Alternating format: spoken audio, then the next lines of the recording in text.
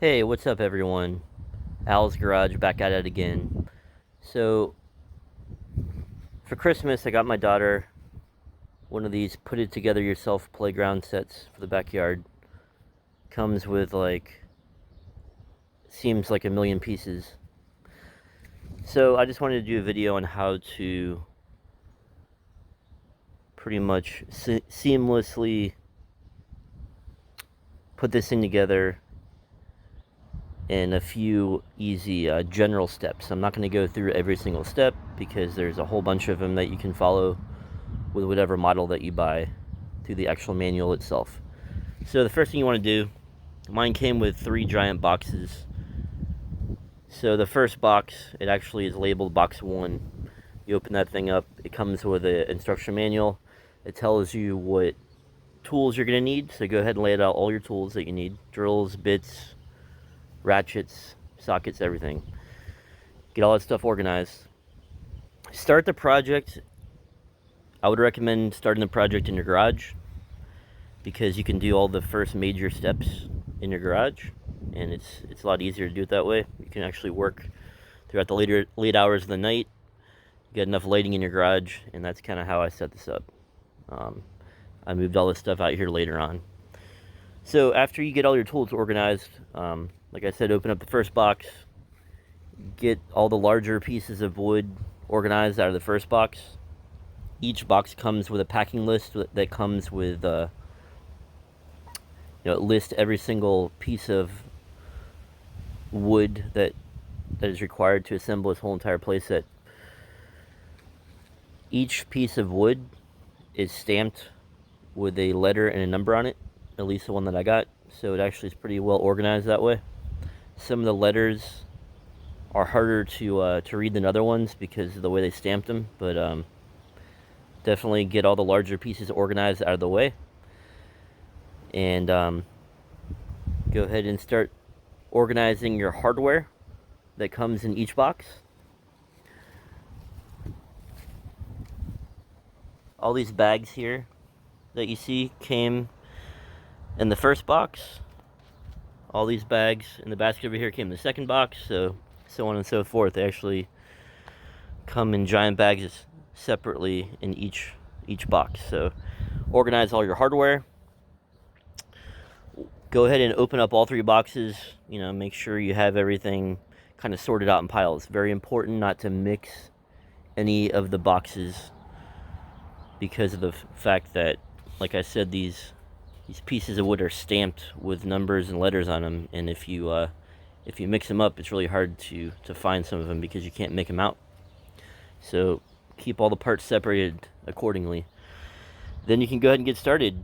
I would recommend just starting to read through your manual, studying it. Mine actually came with an app that you can download, and kind of walks you through all the steps through the app, but I like to go the old school route of using the manual itself.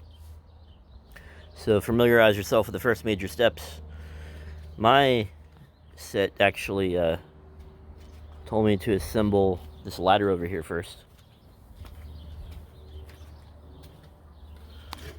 So that was the first major step out of the way. The second step was to assemble a slide, which you'd think they would just give you a slide, but it's actually in a whole bunch of pieces. So this is the fully put together slide, as you can see on the back.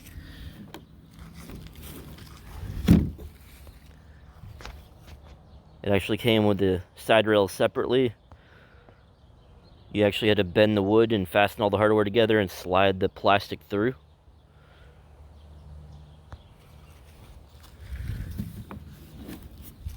And then the third step was to actually assemble this main piece right here. I did that in my garage. And the next step was to assemble this main piece right here. And like I said, these are actual full steps in the instruction manual that you can do on your spare time. Kind of have limited time here at the house, so this became a very long project.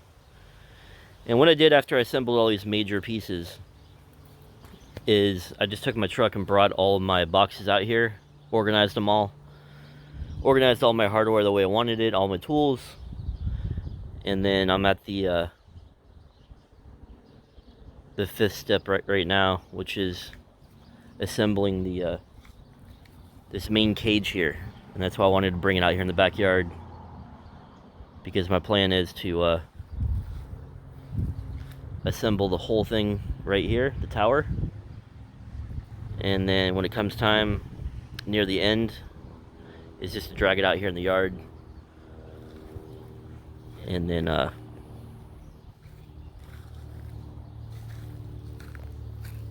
assemble this big huge step, which is actually I think the 5th or the 4th step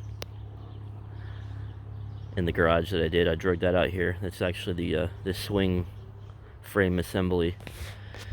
So my plan is to put everything together out in pieces in the backyard here when all this is done. So we'll keep you up to date. All right, well, starting to look more like a playground after all. Couple pointers to pick out here.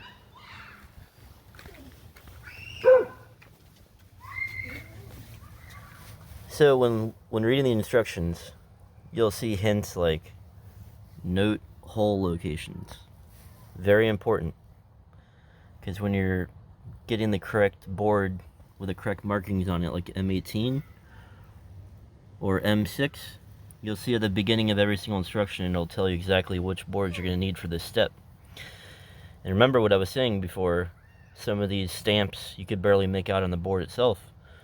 So when you're looking at the hole locations here, it's easier to look just in the boxes, in the shapes over here, and just picking out the board by the number of holes, the hole locations, and the shape of the board.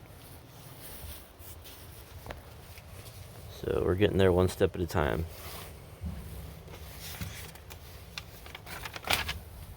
This last step I did was actually completing the cube, the actual main frame of the playground there.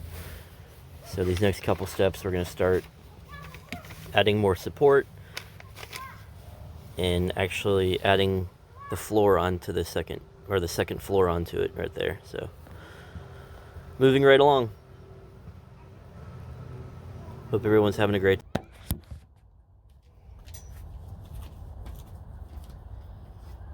Okay, so one of the things I wanted to go over, it's very important when you're assembling the main portion of it, the frame, to make sure everything is perfectly square or near perfectly square. And one of the tools required for the job is an actual square. So before tightening everything up, always make sure it's pretty much near the perfect square on all 4 corners. As you can see, mine is pretty exact. It's almost perfect.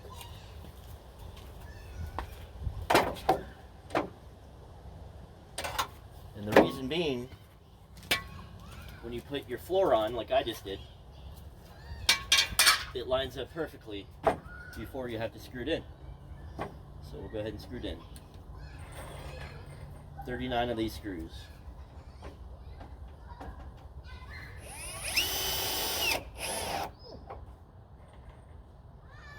What I like to do is just always do like a corner, and then a center, then the other corner, and just go around and do all 4 of them like that before you fill in all the middle ones. It just kind of helps balance out the leveling of the floor. Put one in the center here. Always make sure you don't go too far into the wood.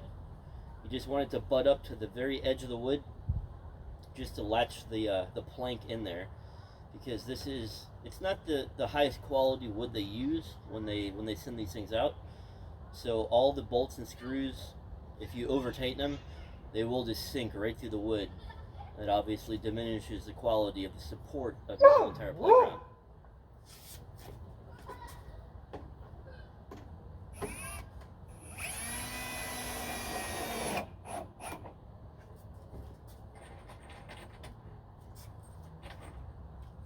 few more over here.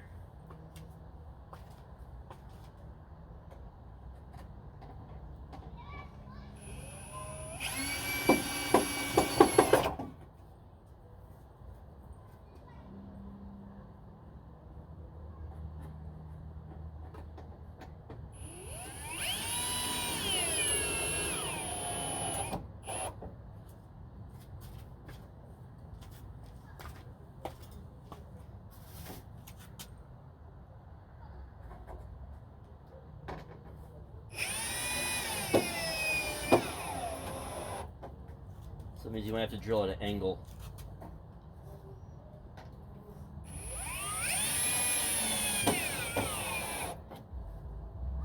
Okay, you guys get the point. Got a lot more to do. Once I finish this, we'll go to the next step.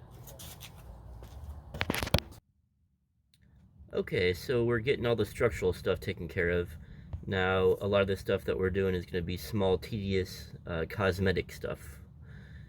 For example,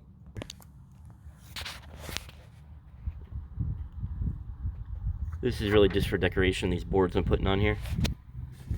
But one thing I wanted to show you is it's very important for detailed measurements. It's telling you here, it wants you to measure 3 11/16 from the bottom here, which I did. Making sure that's exact. I marked it with a screw and put in my first board here, which is what it told me to do, flush to the sideboard there. That was my first starting board for all this decorative wood that we put on. The reason being is it wants you to leave a 2 5/8 space here for the next step on the right. So we're still putting these together, but I've already kind of measured it, and we're going to be pretty much exact there. So, you know, making sure your measurements are very key so everything lines up correctly when you move on to the next step. All right, we're making some progress. So we put in the little breakfast nook there. Make sure that you put these supports on the correct way, and the long way sticking out and not the short way sticking up, I guess is the best way to put it. Because what'll happen if you do what I did, you'll end up having to reverse it an extra hole here, an extra hole over here, because obviously when I put it in the first time I thought it was drilled the wrong way. So I put my own screw in there, and I put my own screw in there. But it's just cosmetic stuff, not a big deal. So it's definitely coming along pretty nice. As you can see, I've used the top of it there to organize all my hardware. This over here is the step I just got done completing. Getting ready to put in a window there. So it's looking pretty cool. And if you come over here, hey, what's up, Cooper? Come over here. It's looking pretty awesome. This is box 3. It's almost empty. Box 2, and what's left of box 1 over here, which is the longest box. It's like 20 feet long when it came in. Alright, another day in paradise here in Al's garage. So we've been making some progress. The other night I worked, till dark, so it was kind of too dark to film anything. But I'll give you my my updates here. Go ahead and flip it around. So we finished the side panel here. Got the window installed. Looking pretty good. Back up here so you can get a good view. I just got finished putting these rails up. This isn't really for support, it's all cosmetic. Some of this wood got really wet in the rain, but that's what it's built for.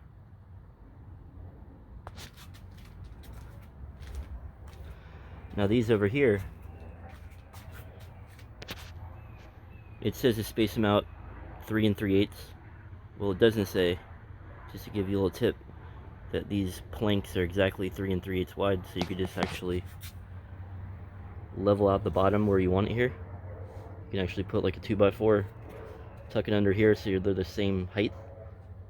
And then just simply put one plank here, place the one that you're going to screw on over here, and it spaces them out perfectly evenly all the way down. Looking good. Okay, it's looking good. Just gotta finish doing all the roof framing, the roof side and the roof T on the top there. Now we just have to do some wall supports.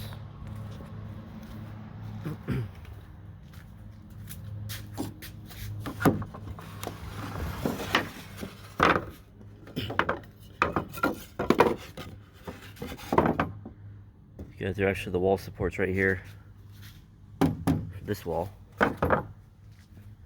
The reason there's so much support on that wall right there, it kind of creates like a T going that way, or I guess more like an angle. But yeah, the reason there's so much support there is because this is where the swing assembly is going to latch on. Then after that, we're going to go ahead and put our the next step after that is to put our canopy up on the top. So we're getting there. Okay, so we're getting near the end. You can see the light at the end of the tunnel now. We just need to do the assemble the bench and the door assembly, and then those are the last two steps before we can actually pull it out in the yard and start to put the larger pieces on. The swing assembly, the ladder, and the slide. Check it out. There she is. All the supports are all reinforced there. The last step I just did was putting the canopy on the top. It's just 8 screws, 8 little screws. You just stretch the tarp over the 2 boards on the left and the right. 3 screws on each side and 2 on the top. Definitely looking pretty cool. Okay, this is the finished product. Got the roof on. That wasn't too bad. Like I said, I drug it out where I wanted it in the middle of the yard earlier, and then I was able to attach the swing rail frame here. The procedures are, first you put the ladder on. Go ahead and go over everything. So this is the ladder, which the funny thing is one of the first steps to assemble in the whole entire process in the garage. So that's what I did, and then once I drug it out here, it's one of the first steps to attach it. So it's just 2 bolts right here, 2 wing nuts in the back. So after you get in place, a couple things I'd recommend: make sure you have enough clearance in the back here for your kids to swing. Make sure they're not too close to a fence. It's pretty far away. Get a good area and good placement in your yard. Make sure it's flat, because this is actually we're gonna have to dig a little bit. I already figured out with my daughter, she's hitting the ground on both sides of the swing here, so you got to dig some holes, little trenches, or this is meant for kids 3 to 10 years old. So my daughter is 6, and I might end up cutting out some of these links here with just like a some giant cutters. Just cut it all the way down to this first link here, and then we'll use this brass fitting and go back up to the top to create some height. But yeah, definitely looking good. So that was the first step after I drug it out, was the ladder. Then the swing assembly itself. That was actually a big pain to get lined up correctly. This bracket here. After dragging it out, I would still recommend just bringing all the wood out here and assembling it all in the same area after you've gotten a big portion of it done.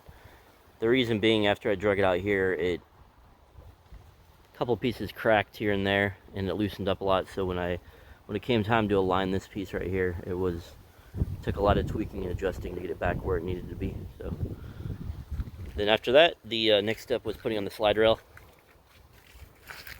That was pretty easy. You actually just take a 7/16 bit and drill 3 holes right there, and then you put these 3 nuts and locks in the back of it.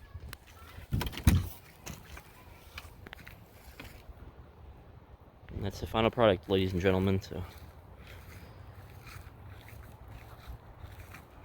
this whole project took, I would definitely set aside, if you're doing it by yourself, set aside about a week of your spare time, if you want it done the right way, and especially if you've never done one before. What's up, Cooper? Alrighty, well, Cooper and Alan here signing off of Al's Garage, another project under the belt. Have a good day.